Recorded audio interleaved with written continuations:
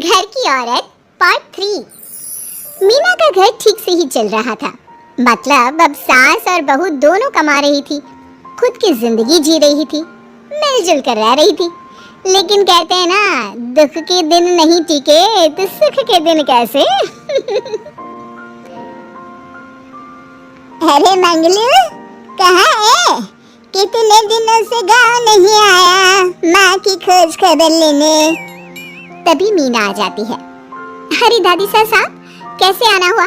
बताया नहीं, हम स्टेशन आ जाते। ये बोलते हुए मीना अपनी दादी सास के पैर छूने के लिए झुकती है कि दादी सास जोर की लात मारती है। नहीं आई, कैसे आना हुआ? मेरे पति का मकान है ये। और तेरे बाप ने क्या दिया जो तू पूछ रही है? और ये क्या पहना है? न साड़ी न सर पर पल्लू, बात बात पर जबान खुलती है। दादी सास बोलना रोक ही नहीं रही थी। मीना को गुस्सा आने ही वाला होता है कि उसकी सास आ जाती है। क्या बात है मीना, कौन चिल्ला रहा है? मैं हूँ मंगलू की दुल्हन। बहुत चपर चपर कर रही है ये मीना बहू। इसकी जुबान पर लगाम लगवा ले। मम्मी जी, मेरी बहू है, घोड़ा थोड़ी ना है जो लगाम लगवा दूं।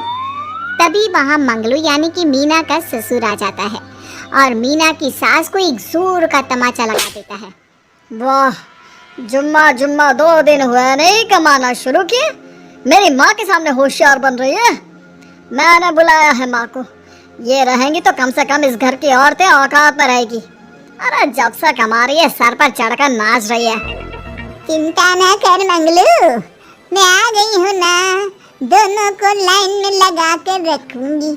दोनों बहू ने मेरे मंगलू की जिंदगी खराब कर रखी है। तभी वहाँ पोता यानी कि मीना का पति आ जाता है। पोता जो कि दादी का दीवाना था।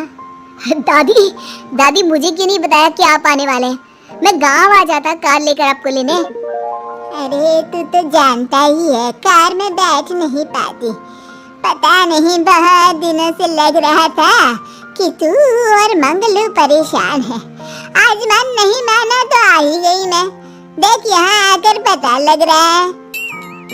क्या पता लग रहा है दादी? यहाँ तो सब ठीक है, किसी को कोई परेशानी नहीं है। क्यों माँ, क्यों मीना, क्या हो गया? इन दोनों को क्यों परेशानी होगी? इन लोगों ने तो परेशान करके रखा है। माँ और मीना के बारे में कैसी बात कर रहे हैं पापा? क्या हो जाता है आपको रह रह कर? तू तो खाना बना बना कर बेशर्म हो गया है, लेकिन मैं नहीं। मेरी माँ आ गई है अब इस घर में। अब यहाँ सब वैसे ही रहेंगे जैसा मैं चाहता हूँ। देख मंगलू, तेरी बहू काम करती है तो मुझे कोई लेना देना नहीं है, लेकिन मेरी बहू कोई दर्जी का काम नहीं करेगी, साफ साफ बोल रही हैं। लेकिन दादी साहब, वो तो बहुत अच्छा बुटीक चला रही हैं। बहुत अच्छा चला रही है, लेकिन हम लोगों ने अपने घर की बहू से ना काम नहीं करवाना। अरे इसके बाप को शादी के वक्त ही बोल दिया था। और इसके बाप जिन्होंने दहेज में एक साइकिल दी थी ना, किसे हाथ जोड़कर कह रहा था, मेरी बेटी आपके घर आ गई, इससे सौभाग्य कुछ नहीं। अब देखो इसकी बेटी बहू आ जाने के बाद सर पर चढ़ रही है मेरे मंगलू के।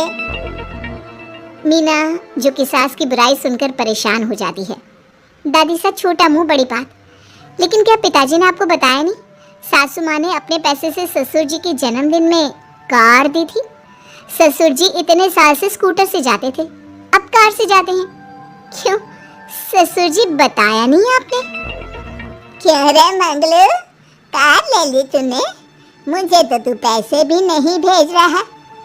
2 महीने से कैसे कैसे दिन काट रही थी और तू यहाँ कार से घूम रहा है। आप ही सासू माँ को अपने बैंक अकाउंट की डिटेल दे दीजिए दादी साहब, वो डाल दिया करेंगी पैसे आपके अकाउंट में। क्यों सासू माँ? मंगलू यानी कि मीना का ससुर, जिसने अपनी माँ को गांव से सिर्फ अपनी बीवी को लगाम लगाने के लिए बुलाया था, ये सब देखकर जोर से चिल्लाता है। मीना बहू, चलो दादी सास आई है, ये नहीं कि खाने पीने का इंतजाम करे।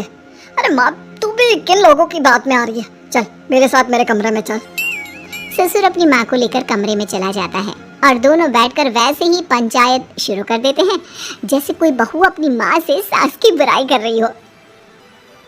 देख मंगलू, गलती तो तेरी ही है जो तूने घर की जनानियों को काम के लिए बाहर निकाला। दूसरे तेरे पापा को देखा था, कभी मुझसे फालतू बोलते। अरे मरते दम तक तेरा बाप मेरी मुट्ठी में रहा है, यही सिखाया था मैंने तुझे। क्या बोलूं माँ, जब से ये मीना बहू घर आई है ना, इसने घर का सारा इतिहास भूगोल बदल कर रख दिया है। उस तितली से तो मैं बाद में निपटूंगी, पहले तेरी वाली को तो ठीक कर दूं। अरे बहू क्या आ गई, खुद को टाटा अंबानी समझने लगी है। माँ देख, जो भी हो, इस बात को याद रखना कि हमारे घर की परंपरा क्या है। औरतों का औकात में रहना जरूरी है। अरे बहू के साथ मिलकर माँ ये बात उड़ती रहती है। बेटा देख, गलती तो तेरी भी है, क्यों तूने इसे काम करने की छूट दी। मारना भी कम कर दिया है तूने इसे, वरना पहले आती थी तो बहू का कोई ना कोई हिस्सा सूजा हुआ या काला ही दिखता था। देखकर तसल्ली मिलती थी कि तूने कंट्रोल कर रखा है। इस बार तो काला और सूजा छोड़, अच्छी खासी चमकती दिख रही है ये।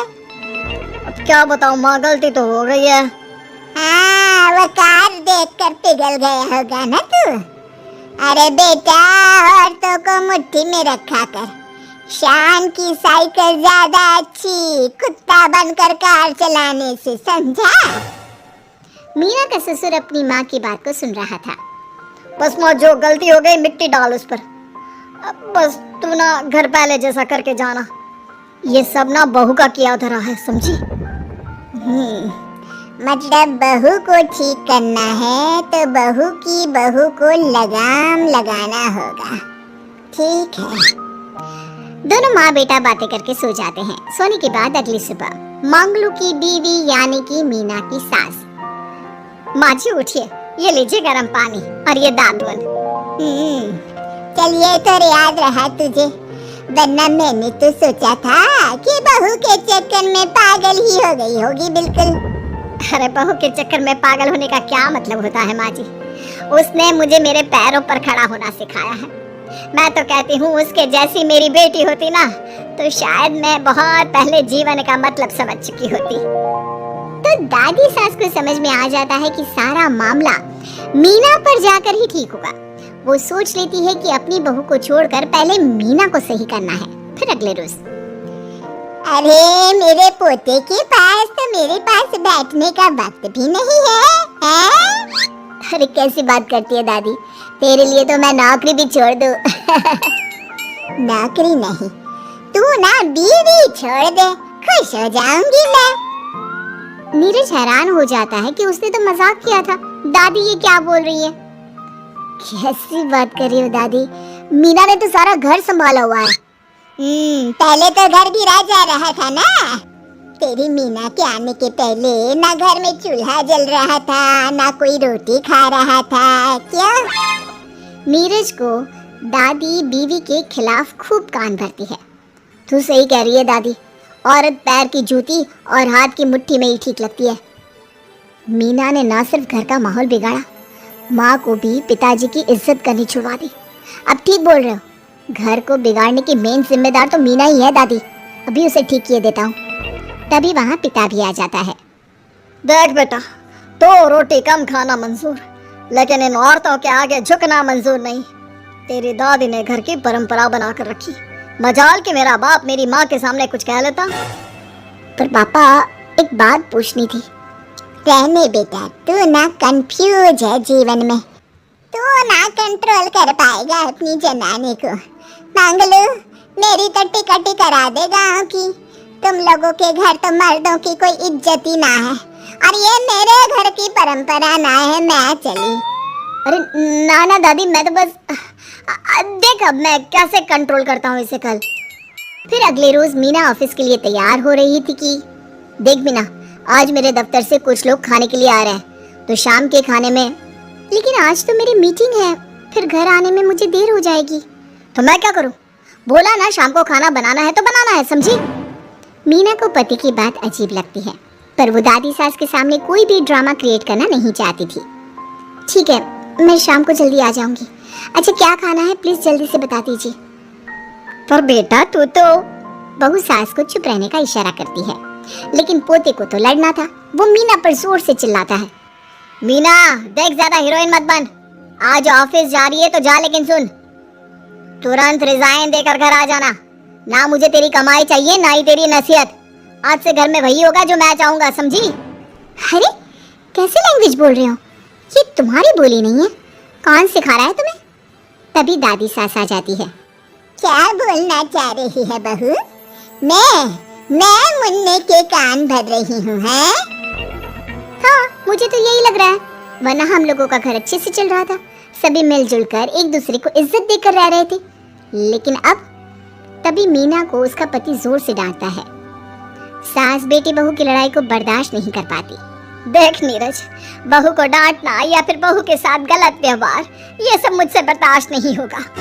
वाह रे वाह, सारी जिंदगी जो पति की डांट और मार खाती रही, अब बहू को थोड़ी सी डांट क्या पड़ी, गुस्सा आ गया। हाँ माँ, क्या हो गया?